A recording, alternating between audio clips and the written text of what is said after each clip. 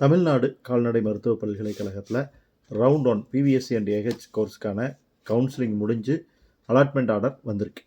Allotment order வந்த மாணவர்கள் ரொம்ப சந்தோஷமாக இருக்காங்க. அவங்க நினச்ச மாதிரியே அவங்களுக்கு பிவிஎஸ்சியில் கோர்ஸ் கிடச்சிருச்சுன்னு. அந்த சந்தோஷம் நிலைக்கணும் அப்படின்னா நீங்கள் வரக்கூடிய 20ஆம் தேதி 5 மணிக்குள்ளே காலேஜில் ஜாயின் பண்ணிடணும். சர்டிஃபிகேட்ஸ் எல்லாம் ப்ரொடியூஸ் பண்ணி பேமெண்ட் பண்ணி ரைட். இப்போது இந்த இடம் கிடைச்சவங்களுக்கும் ஒரு கவலை இருக்குது, இடம் கிடைக்காதவங்களுக்கு பெரிய கவலை இருக்குது. இடம் கிடைச்சவங்களுக்கு என்ன கவலை இருக்குது அப்படின்னா, நமக்கு வேறு கேம்பஸ் கிடைக்குமா அப்படிங்கிற ஒரு சந்தேகம் அவங்களுக்கு இருக்குது.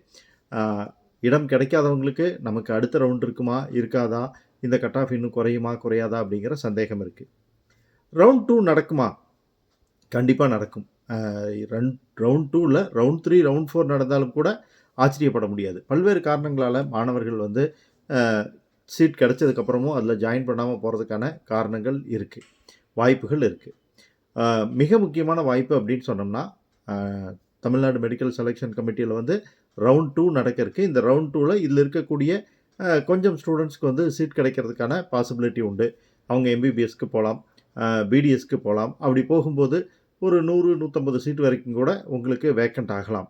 அல்லது ரெண்டாவது சான்ஸ் என்னென்னா, அவங்க நீட் எக்ஸாம் எழுதுறதுக்கு போகலாம், நம்ம ரிப்பீட் பண்ணி பார்க்கலாம், மார்க் அதிகமாக தான் எம்பிபிஎஸ் பிடிஎஸ் போயிடலாம் அப்படிங்கிற ஐடியாவில் ரிப்பீட் கோர்ஸ் பண்ணுறதுக்கு போவாங்க. அப்போ அந்த இடமும் வேக்கண்ட் ஆகும்.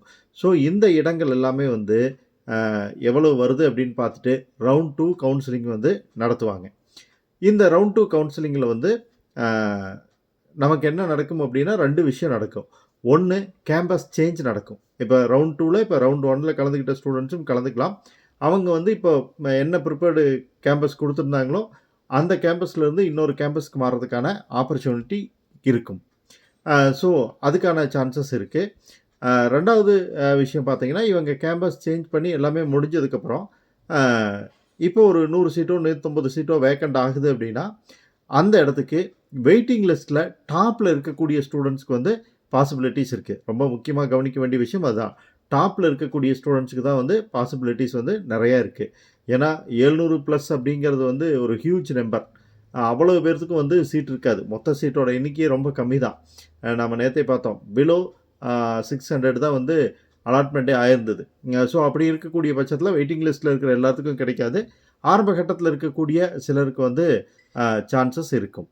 ஸோ அவங்களுக்கு ஒரு நல்ல சான்ஸ் இருக்குது அப்படின்னு சொல்ல முடியும். அடுத்ததாக பார்த்தீங்கன்னா, கட் ஆஃப் மார்க் குறையுமா? கண்டிப்பாக கொஞ்சம் குறையும். மிஞ்சி போனால் ஒரு 1/2 மார்க் குறையலாம். அதுவே ரொம்ப ரேர் தான். இப்போ வந்திருக்கக்கூடிய அதே கட் ஆஃப் மார்க்லேயே கூட முடிஞ்சிடலாம். அதே கட் ஆஃப் மார்க்கில் அந்த ரேங்க் எடுத்த ஸ்டூடெண்ட்ஸோட எண்ணிக்கை கூடுதலாக இருக்குது அப்படின்னா, அந்த ரேங்க்லேயே அந்த கட் ஆஃப் மார்க்லேயே முடிஞ்சிறதுக்கான வாய்ப்புகள் உண்டு. ஸோ ரொம்ப மினிமம் சான்சஸ் தான் கட் ஆஃப் இதுக்கு கீழே ரொம்ப குறையிறதுக்கான வாய்ப்பு.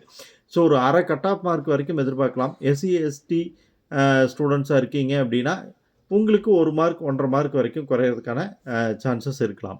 அவ்வளோதானே தவிர பெரிய அளவில் கட் ஆஃப் மார்க் குறையும் அப்படின்னுலாம் ஸ்டூடெண்ட்ஸ் எதிர்பார்க்க முடியாது அப்படிங்கிற தகவலையும் நம்ம சேர்த்து பதிவு பண்ணிடுவோம். ஏன்னா ஸ்டூடெண்ட்ஸ் ரொம்ப வெயிட்டிங் லிஸ்ட்டில் கீழே இருக்கீங்க அப்படின்னா அதுக்கான சான்சஸ் இருக்காது. இப்போ இந்த லிஸ்ட்டில் வராத, வெயிட்டிங் லிஸ்ட்டில் இல்லாத ஸ்டூடெண்ட்ஸ் யாருக்காச்சும் சீட் கிடைக்குமான்னு கேட்டால் அது 99% டவுட் தான். இவங்க இத்தனை பேர்த்தையும் தாண்டி கீழே சீட் கிடைக்கிறது அப்படிங்கிறது மிக ஆச்சரியமான விஷயமாக தான் இருக்கும். ஸோ அதுக்கான வாய்ப்பு இல்லை. ஏன்னா வெயிட்டிங் லிஸ்ட்டில் இருக்கிறவங்களுக்கே சீட் கிடைக்குமா அப்படிங்கிறது சந்தேகத்துக்குரிய விஷயமா இருக்குது.